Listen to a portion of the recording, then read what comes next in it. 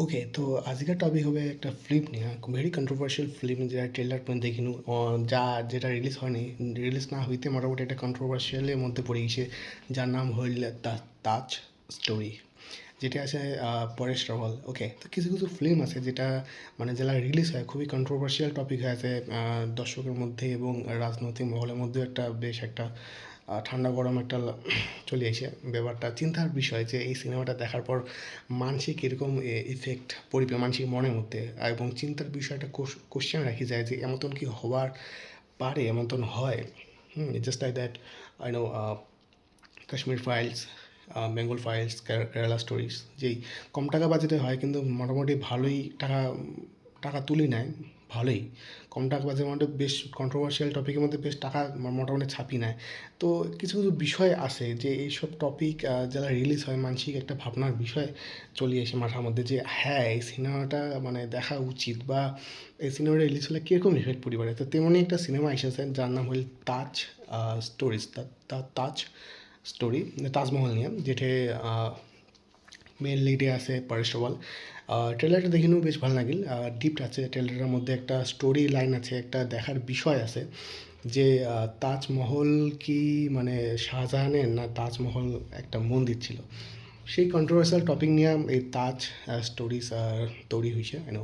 And গল্পটা শুরুতে হয় যে পরেশ রাওয়াল একটা গাইড, ট্যুরিস্ট যারা আইসে তাজমহল যারা দেখে, তো পরেশ রাওয়াল কি ট্যুরিস্টক দেখায় যে this is a Taj Mahal, you know created by Shahjahan and Mumtaz etcetera etcetera. And যেটা আছে আর কি, যেটা আমরা জানি, তো সেই স্টোরিটার মধ্যে ট্রেলারটার মধ্যে যা দেখিনু যে পরেশ রাওয়ালই কোর্টও তো আবার কেস করেছেন না, তাজমহল একটা মানে শাহজাহান না, এটা জাস্ট লাইক একটা মকবরা না, একটা ইউনো একটা মন্দির ছিল। সেই কন্ট্রোভার্সিয়াল টপিক নিয়ে এই মুভিটা বাইর মানে তৈরি হয়েছে, বাইর হবে। তো মুভিটার মধ্যে অনেক কিছু রহস্য আছে, মুভিটার ট্রেলারটা দেখিনু, সবাই একটু ট্রেলারটা দেখে যান। অবশ্য সেটে অনেক কিছু বিষয় আছে যেটা মানে এটা দেখাইছে যে তাজমহলের ভিতরে প্রচুর এরকম রুম আছে, সিক্রেট রুম, যেটা সামনে তোলা হয়নি। তো এরকম এরকম প্রচুর কাহিনী আছে, আই থিঙ্ক রিলিজ জেলা হবে সেটা দেখি পারিবেন।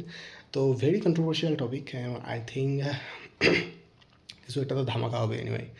বাট যদি হিট হয় তো প্রচণ্ড পরিমাণে পয়সা কামাবে, মুই গ্যারান্টি সহকারে একটা ফিঙ্গার ক্রস আছে যে মুভিটার মধ্যে আমার কিছু কিছু জানিয়ে পারিম, বা অবভিয়াসলি মুভি মানে কিছু না কিছু ফিকশনাল থাকে। তো I think good, good picture, picture quality is good, camera অ্যাঙ্গেলও ভালো হয়েছে এবং ট্রেলারটা মোটামুটি সুপার হয়েছে, এবং দেখা যাক কেমন হয়। অডিয়েন্সের উপর, অডিয়েন্সের সব ভাই, অডিয়েন্স এলা পছন্দ করিবে তো রাস্তার থেকে তুলে আনিয়া বড় সুপারস্টার বানিয়ে দেবে, আর বড় সুপারস্টারও একদিনও একদম রাস্তার নামিয়ে দেবে। যাই হোক, very unique story, very controversial story, the Taj story.